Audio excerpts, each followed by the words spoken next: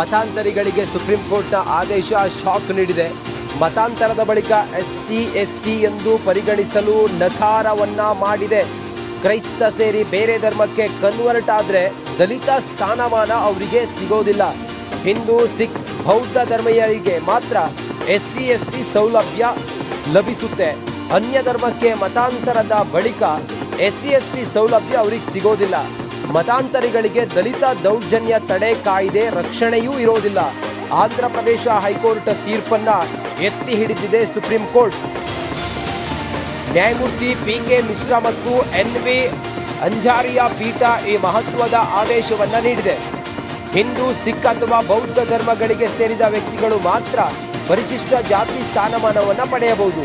Christian ಧರ್ಮದಂತಹ ಯಾವುದೇ ಇತರ ಧರ್ಮಕ್ಕೆ ಮತಾಂತರಗೊಂಡರೆ ಆ ವ್ಯಕ್ತಿ ಪರಿಶಿಷ್ಟ ಜಾತಿ ಸ್ಥಾನಮಾನವನ್ನು ಕಳೆದುಕೊಳ್ಳುತ್ತಾನೆ ಅಂತೇಳಿ ಐತಿಹಾಸಿಕ